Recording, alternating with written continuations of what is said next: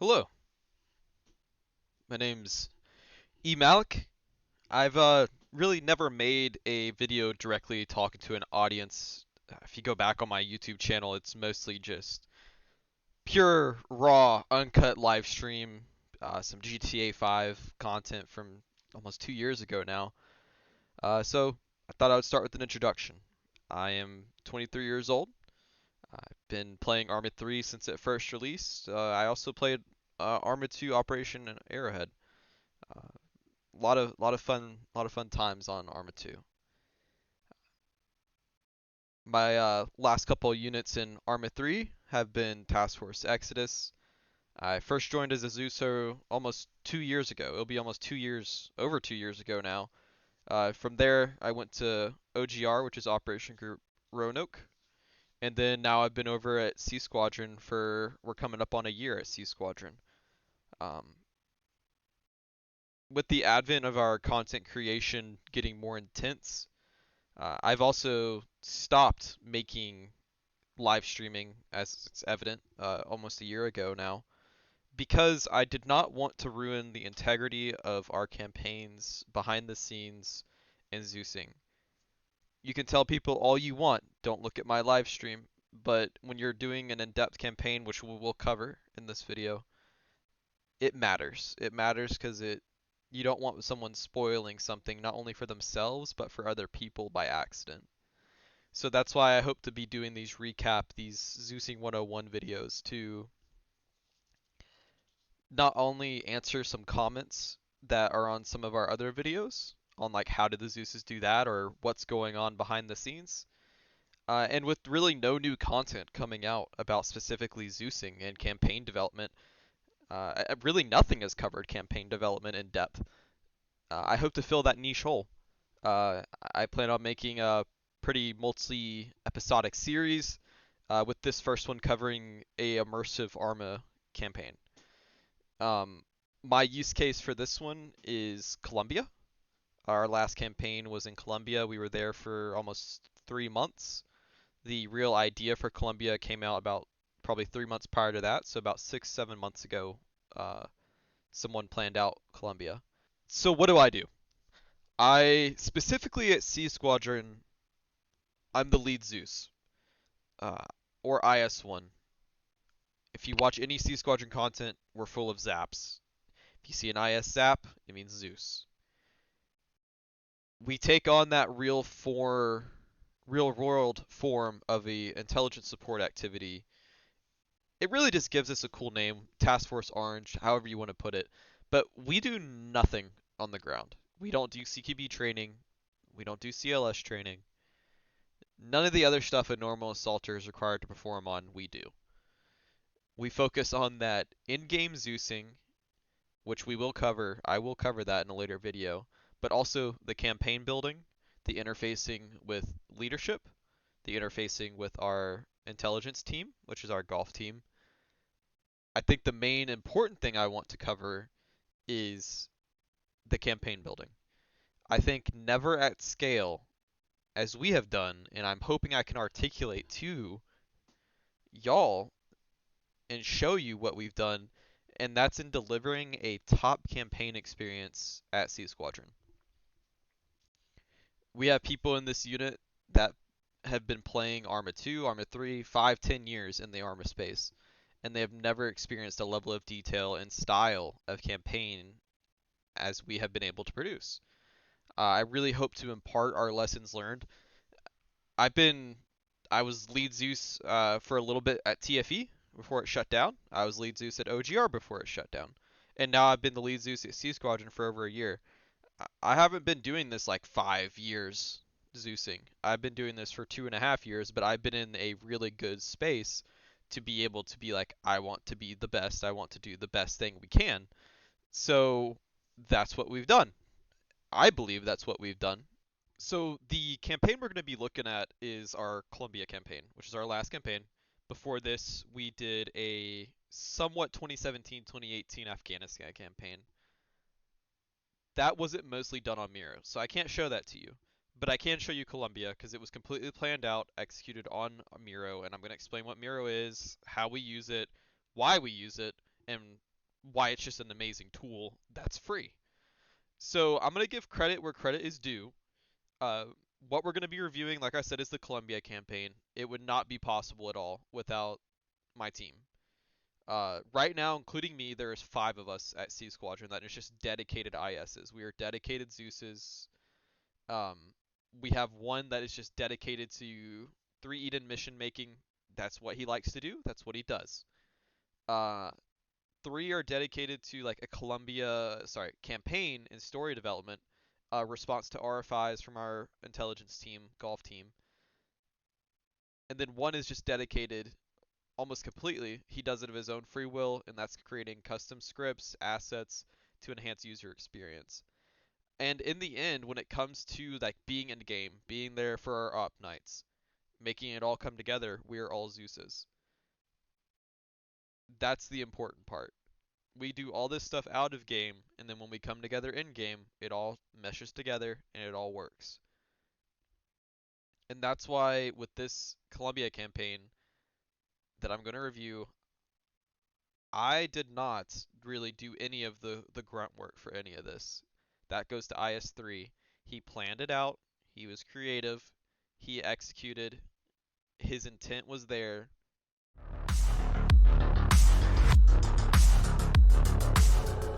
So going off of that, credit to IS3 again. What is Miro? Why do we use it? What is it? Googling it, Miro is Miro, it's top left. It is a online collaborative whiteboard platform designed for teams to brainstorm, plan, and work together visually in real time. So basically, me and as many other people as are invited to the Miro as possible can all be on here at the same time. We all have the same controls. We can go over here to text. We can type whatever we want, and it will pop up for them as well. The reason, and I don't know how we found it, years ago we found Miro. This is mostly a enterprise software, so that means a corporation will use this, a game development company will use this to basically plan everything out because it comes with a bunch of templates. It comes with all this free stuff, that product roadmap. It's enterprise software, and we're just using that software, which is free. You can sign up for free. The only limitations are how many of these boards you can have. And I'll show you the board. So that's where we're going to the tour. I'm gonna go ahead and zoom out. Like I said, this is all. This is the campaign. This is the Colombia campaign. The thing about Miro is that I can see all this text up here. I can see all the text over here. I can zoom all the way in. I can have like a small little text box here within this. It it it's a beautiful product because you can have backgrounds, you can have frames, you can have these circles, you can have like a cell setup like this. This is a template I created off of our last campaign over here, connecting people together. You can have operations overviews. You can import images onto the Miro. This is our FPL intel and actions. You can embed. If you don't know what it is, I'm gonna go over it in a little bit. But plan ops, you can import plan ops into this. You can import all this stuff into it. It's a beautiful product. It's free. I highly suggest moving over to it and using it.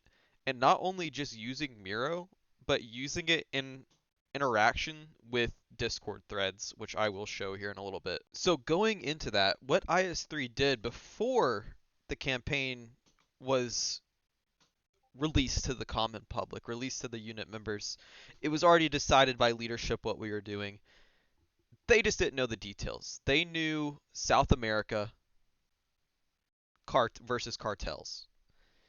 What IS3 did, he took and created the FPL, the Fuerzas Populares de Liberación, or the FPL network.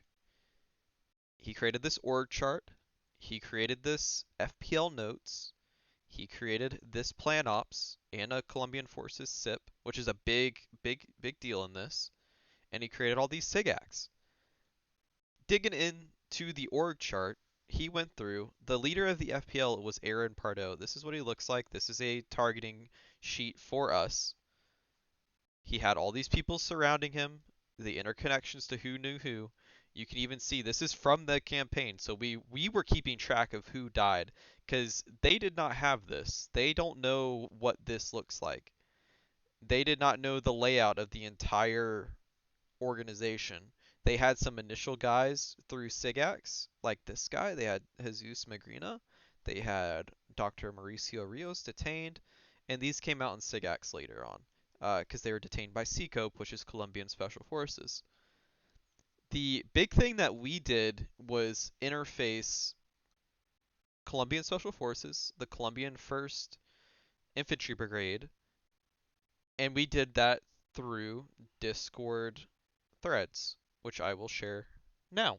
So, going into that early campaign building, uh, news going out about the campaign, this is even before a stand up order, a operation ord is complete.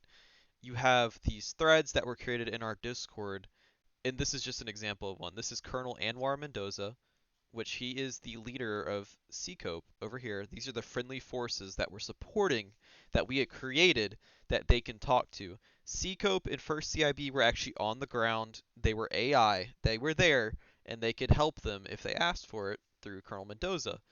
Over here is all the U.S. agencies. This was like a joint task force sort of plan. This was, uh, whether you like him or not, President Trump is who we were using. He's big on the border, big at stopping it at the source, and even going now, currently in current times, everything going into Venezuela. Funnily enough, we were ahead of the curve. We just decided to go into Colombia. Um, so these are all the agencies that they could open a thread with. We created a liaison for them. The big one they used the most was the CIA and also the FBI that's not on here. And these were just advisement roles. They could ask these people like any intercepted data on FPL networks, FPL trafficking, etc., to basically build their intelligence that they built themselves. We did not provide a whole bunch of information. We did not provide a op board. They built that. Leadership built that. And this is just an example of one of the conversations they were having with Colonel Mendoza. They're talking back and forth with him, giving reports of Sicario activity, giving reports of like, hey, there's guys here. Can you help us? Uh, can you locate the bodies of these two people right here in these vicinities that they take out? Um, and then going off of just the friendly forces that they were able to interact with, and this is also a meeting they had while they were in training with Colonel Mendoza through IS-3. He took on that person. You also have all their informants that they had. They had two main informants that they used the entire time, Santiago and Diana. Diana was in a pretty high level a municipal level liaison working with a corrupt mayor, and then you also had Santiago Cardoza, which was a like low level drug dealer trying to infiltrate the FPL. They worked Santiago through so many meetings. They bought cocaine from Santiago so he could show face to Po Boy right here, and Po Boy had a connection to Efren. They would have not. This is actually a picture that Santiago provided him via the informant.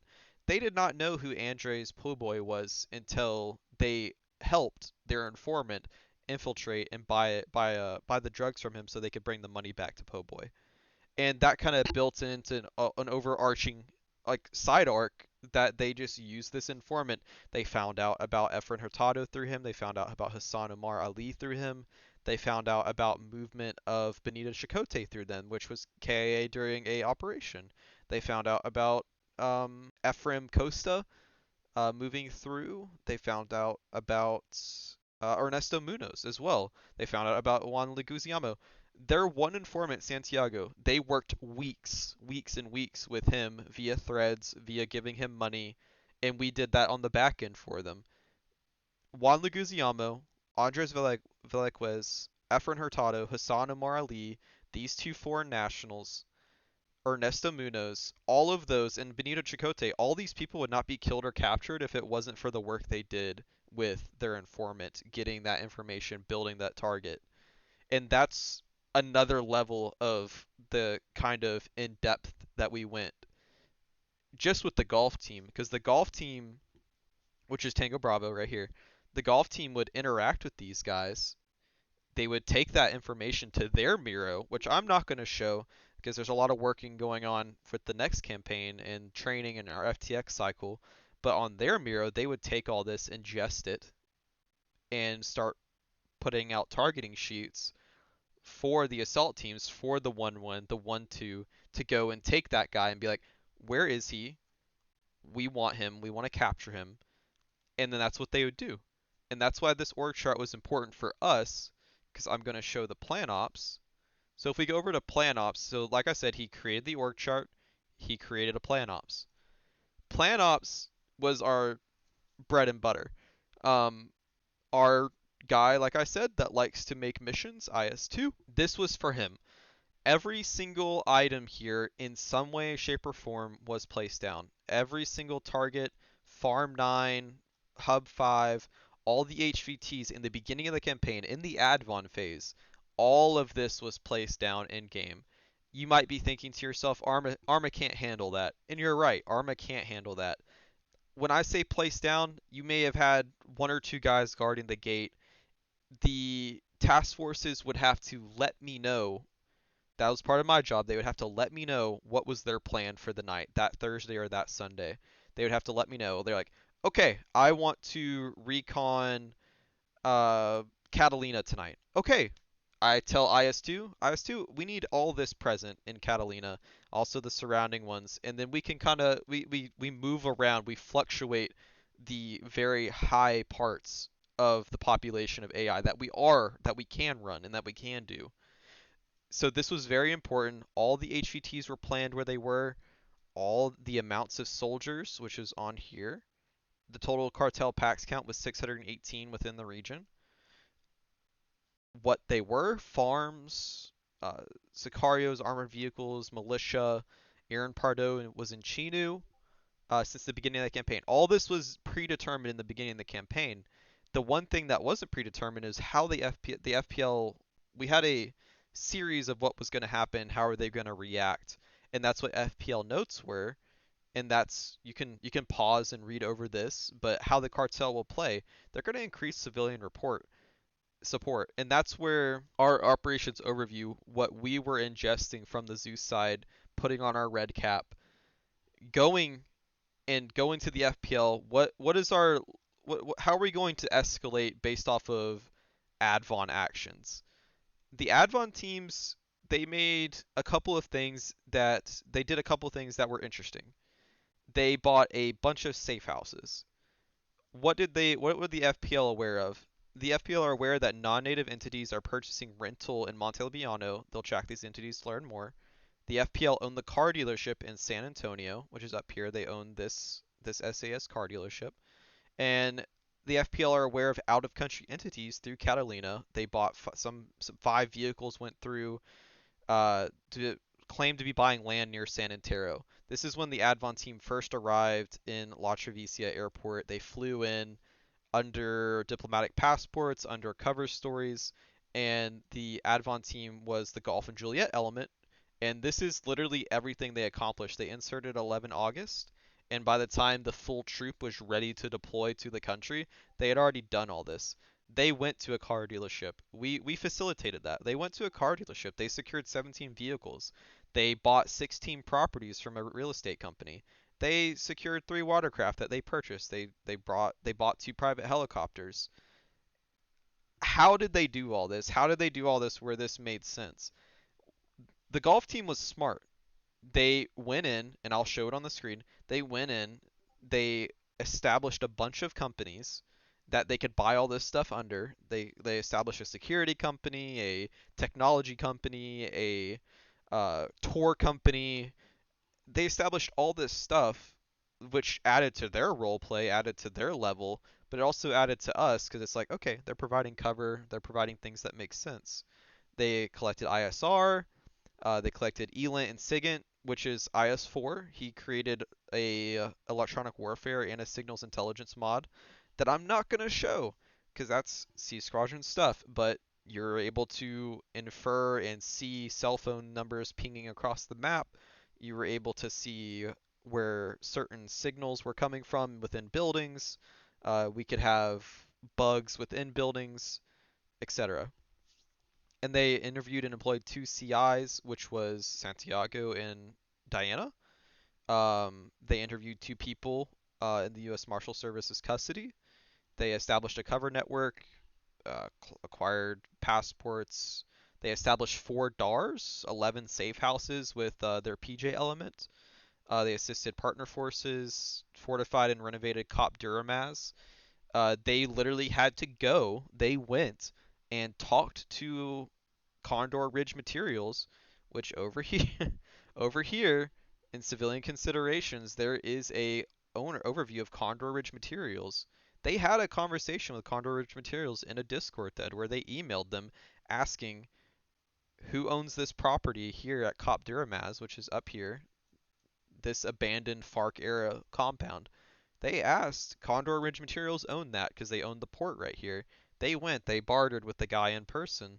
They bartered with him. They bought the property. They pulled a lease on the port here, and they bought that from Condor Ridge Materials, and then they turned it into Cop Duramaz, which later on FPL, due to some incidents in the area, some revitalization incidents, FPL were able to deploy their drones and locate what they believed to be some sort of installation from Condor Ridge Securities, from Condor Ridge Security, which was the security company they established. So I went over Copter Amaz, I went over a little bit of our Advon teamwork, how they interacted with their informants, how they got to where they did the work that the intelligence team is doing, the work that we're doing behind the scenes. It's a lot of intercommunication, a lot of just talking to each other, asking how far in depth do they want to go, but also a lot of work on their end. So the other part of all this, in the initial, before the troop deployed, in that Advon phase, in that even before Advon was there, them asking questions, them getting RFIs onto their Miro that we were answering, and a lot of that was where is known FPL installations, where is CCOP's first CIB located, and that's where the Colombian Forces SIP came into play. This was given to them by Colonel Anwar Mendoza. Like I said, they met with Anwar Mendoza. They met with him in this picture. They met with him while they were at FTX, and they met with him and got an initial kind of like, what does the Colombian government expect from us? What does the Colombian government want us to do exactly? And the initial things that we gave them were down here, and that's just the situation continued. You're welcome to pause and meet and read this. But basically, we're going to uphold U.S. national security. This is a quid pro quo agreement. I was leveraging Trump doing what Trump does. I started making these news posts with a fake tweet generator. We're beginning serious talks with South American countries to stop the now established foreign terrorist organizations and drug cartels from smuggling weapons, drugs, and criminals into the United States. We will protect our borders and our national security. Not going to let it happen.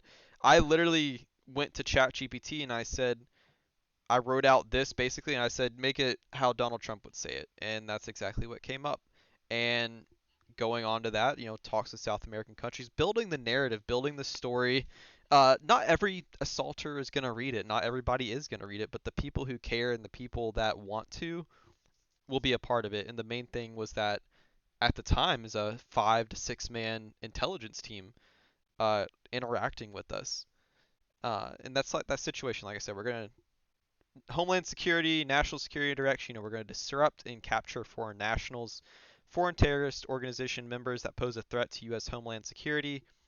We're going to destroy and disrupt cartels and organizations that support the smuggling of foreign terrorist organization equipment or fighters to stop them from entering the U.S. homeland. We're going to detain and interrogate or hand over any persons deemed in support of the above task to the partner forces. That was a big one. Every person that they detained over here eventually needed to be turned over unless they could prosecute them in America. Needed to be turned over to Colonel Anwar Mendoza, who needed to turn it over to the local government. This wasn't this was a new problem for them to have. Most groups, when you take an HVT, you don't worry about them anymore. We were telling them like you need to give them to us. You need to give them to Colonel Anwar Mendoza. That it put a little pressure on them on the back end because they can't hold on to these people forever. They can't just have them be sent to Gitmo forever. These are Colombian citizens, whether they're here legally or not. I mean, as far as we're aware, they're Colombian citizens. Yeah, they're doing bad things, but they also have kind of a due process in Colombia. And they did not want to hand over these people because they had corrupt mayors. They had people in positions of power that were corrupt. And we built that into the story.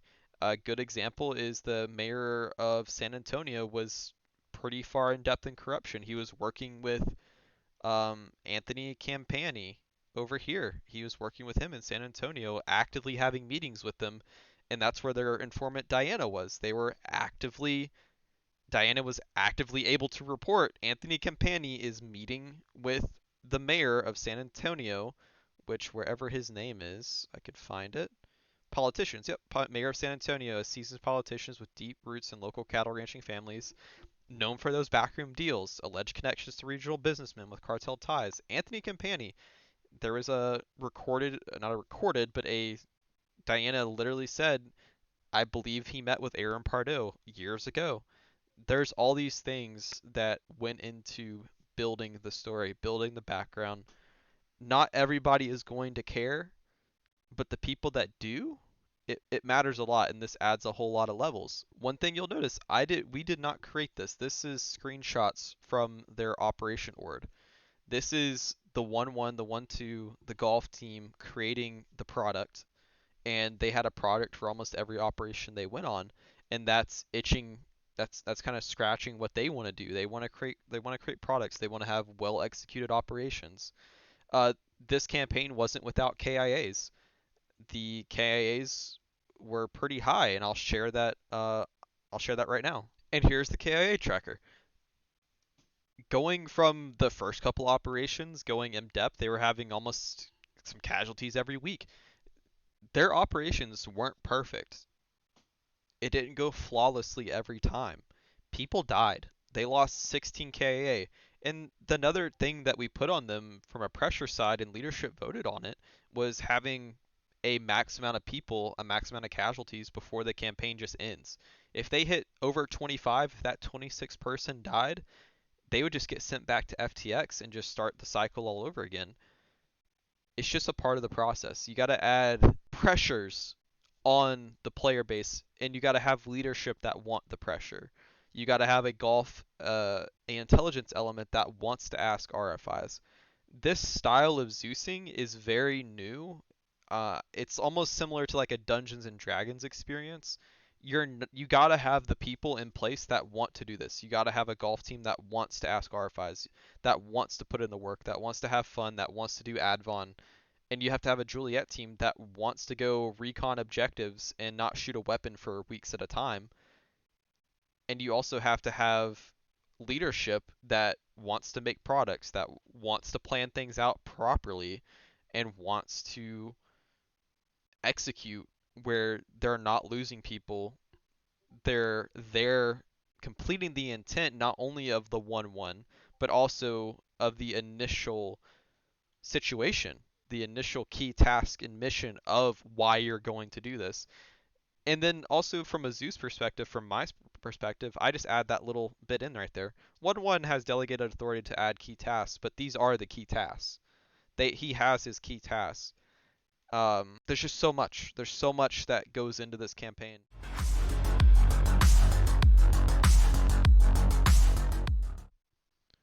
So thus far, we have covered the FPL org chart, our plan ops. We're going to go over SIGACTS, FPL intel, and just operation overviews. This is the setting. This is how you make a dynamic campaign. This is how we've done it. It's worked the past 4 campaigns I have led, you could say. And we're continuing to evolve this over and over and over again, depending on the campaign. This campaign was the first one where we really went hard on partner forces. Afghanistan partner forces are kind of useless. They do nothing but hinder you, so we kind of set them to the side. They were there, but they didn't do much. This one, partner forces are here and they're doing something. And that's what these SIGACTS are all about. These were quote unquote created by Colonel Anwar Mendoza. They were given to Blue 4, and you can see the date they were created. This is just going through. This is giving like little nuggets that the intel team would go over. They would look at it. They would be able to infer like this is what FPL looks like. This is what CCOPE looks like. This is what guys look like that are detained. This is how CCOPE operates. This is just giving context, story on top of the news postings that are going out over here. We also have U.S. diplomats and like military officials that were visiting the country that we simulated.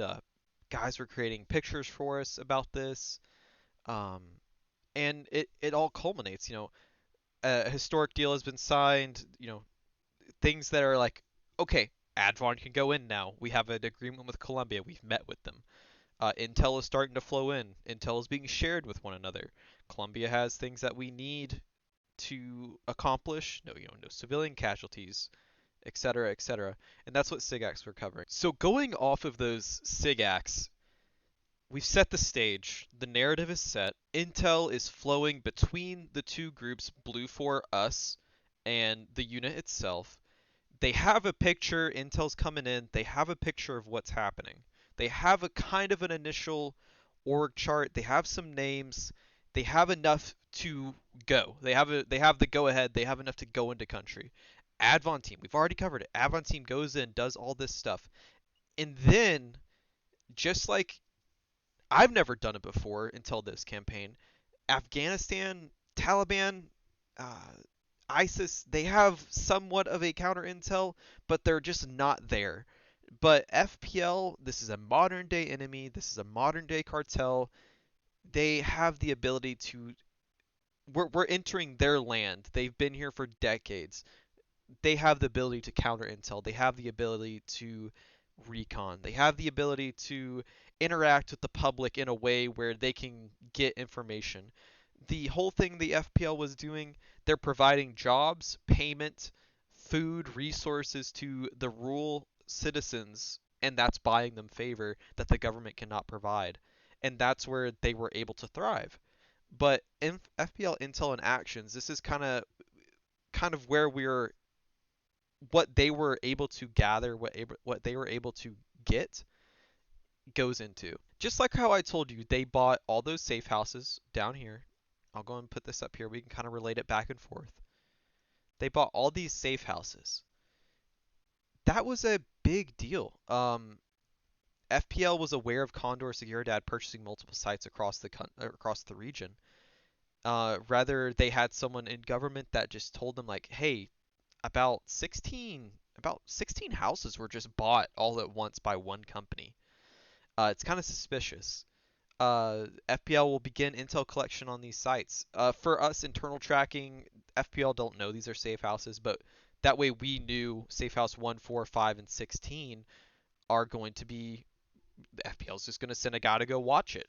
Safe house 16 was burned. A bug was placed. IS4 legitimately on a Thursday night, he took an FPL guy from one of the locations.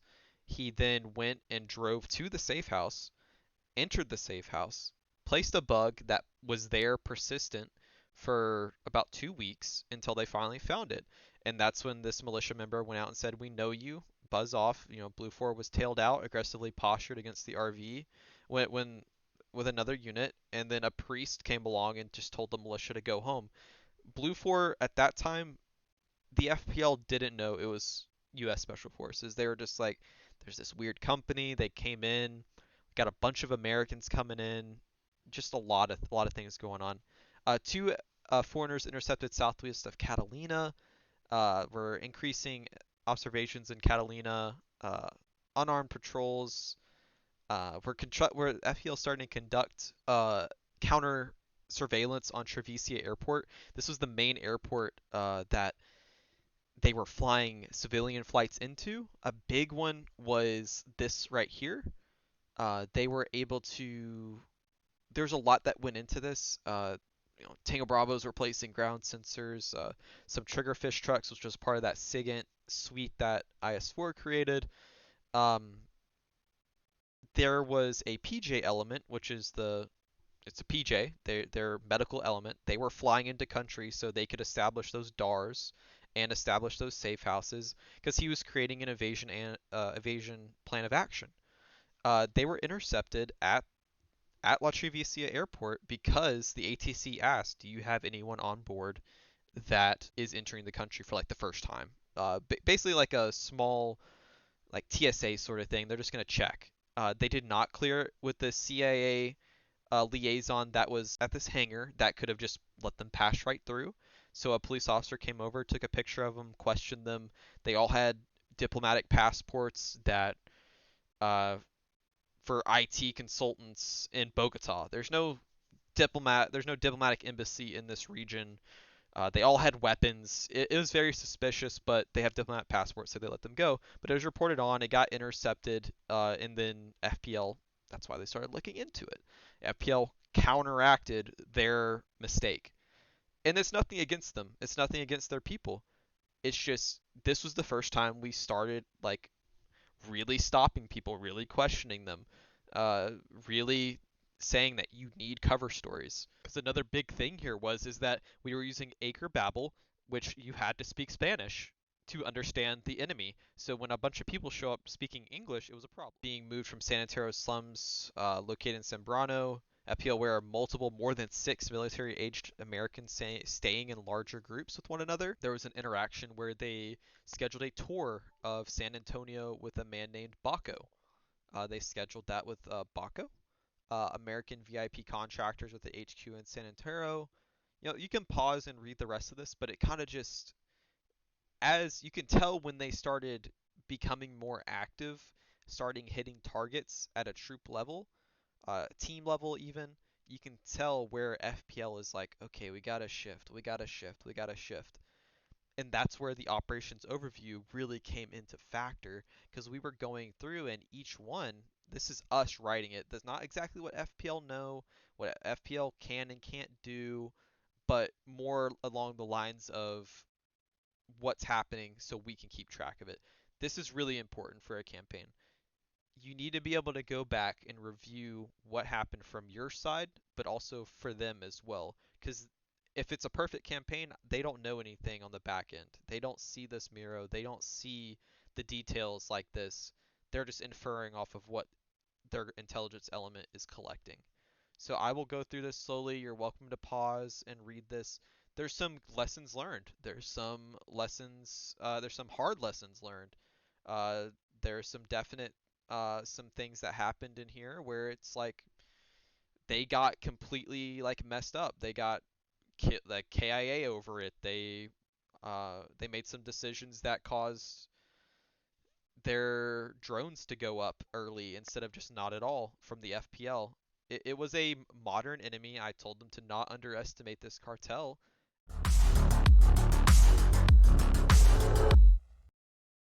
So, in conclusion, I think overall there's so much more that I wish I could show you. I would like to show you the documents, like the threads in depth, but just for the privacy and the security of our community, I'm not going to. The screenshots I have kind of get the point across. A lot can and will need to happen if you want to execute on this level. This is what's necessary to plan, and I'm sure there's so many more ways you can do it more effectively. But this is the way we have chosen, and this is the way we're going to continue to evolve off of this. But a lot of this work is done out of game. This isn't like I'm sitting down on Thursday night an hour before op doing this. This is weeks and weeks and weeks prior to a campaign start that's happening, you're shaping. And a lot of this work happens before you even step foot in game. Not a single portion of this video is in game. This is before you get in and actually deal with the monster that is Arma 3, before you deal with 3 Eden. And I will be going over some of the mission files because I have them. We're going to go over the mission files and I'm going to show you what's happening behind the scenes to really make this all work. And I know there's going to be some critics on this video, and a lot of people are going to think this is like completely ridiculous. This is crazy the way y'all are playing the game, and it's very overcomplicated. But yeah, it's going to be for you. If you can make this as complicated or uncomplicated as possible. You don't have to have a golf element. The Zeus team could do this. That's just not the way we do it. You don't have to do SIGACTS. You don't have to do partner forces. You don't have to do counter intel. You don't even have to do this. You could just have a listed names and roles. But this is the level we're doing it at. I hope you go and copy us, honestly, because this is better for the community. This is a good way to do it. And not a single thing on here is paid for. No one paid for any of this. Miro is free. PlanOps is free. Feel free to look them both up. Miro is the only Miro. You just create an account. PlanOps, you just link your Steam, or you can create an account and you can get all this and you can create all this yourself. It's tedious, yes, but at the same time, you got to have the leadership, you got to have the want, you got to have the drive, and you got to have people that are interested in doing this sort of things.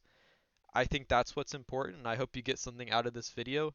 In the next one, I don't know exactly what I'll be covering. It'll probably go in game. We'll review some footage probably, and I just hope you get what you can out of this video. If you have any questions, feel free to ask in the comment section. Be more than happy to answer if I can. There's a lot of things that I didn't cover. There's a lot of things that I've probably missed, but at the end of the day, this is a going on 45-minute video, and that's that. Have a good one.